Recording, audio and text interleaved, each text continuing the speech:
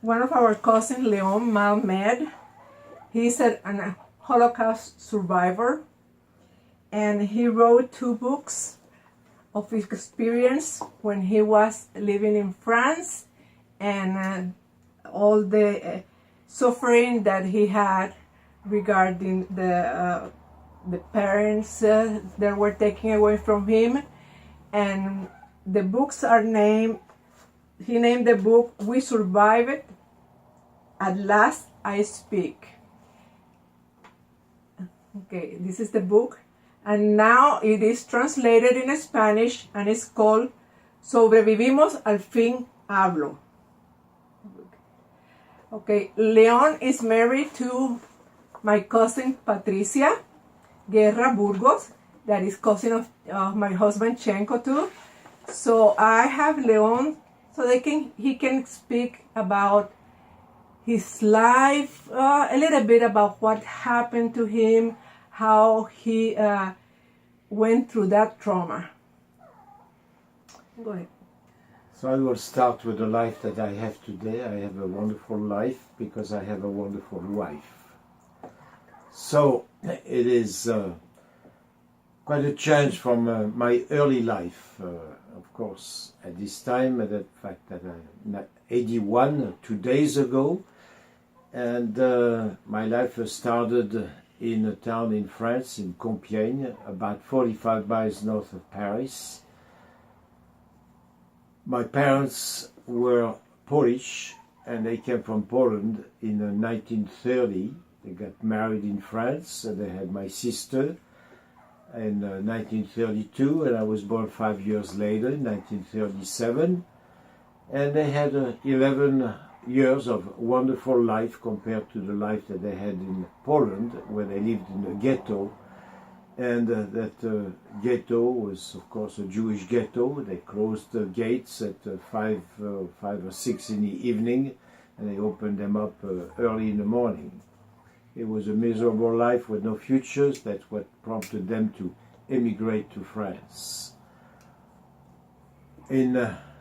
After living in France for 11 years and doing quite well, my father was a tailor, my mother was a seamstress, and they did a reasonable little business of manufacturing children's clothes that they sold on the open market. In 1940, the war was declared. My father was still Polish at the time. He immediately enlisted in the French army and was sent to the front.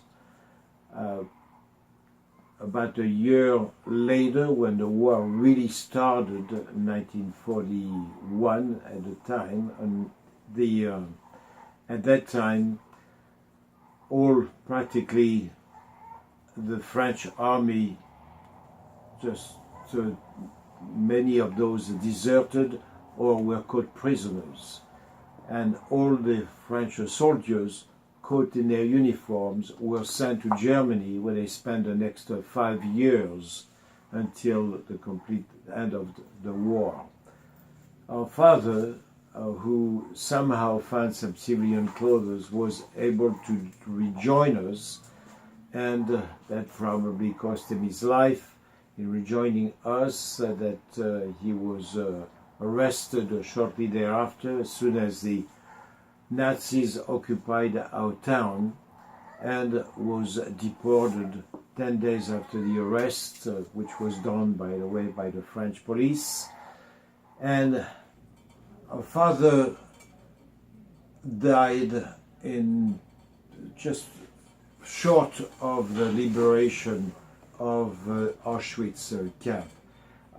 When the Germans opened the archives some 60 years after the end of the war, we find out what happened to them. And that's when we find out that our mother was not tattooed. That meant that she died on arrival or during the transport. And our father was still living in September of 1944, just a few months before the liberation of Auschwitz by the Russian army.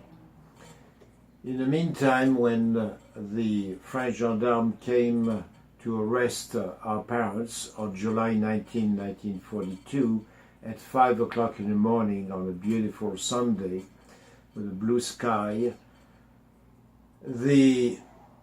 At that time, they were only arresting people who were immigrants and who didn't have a French passport.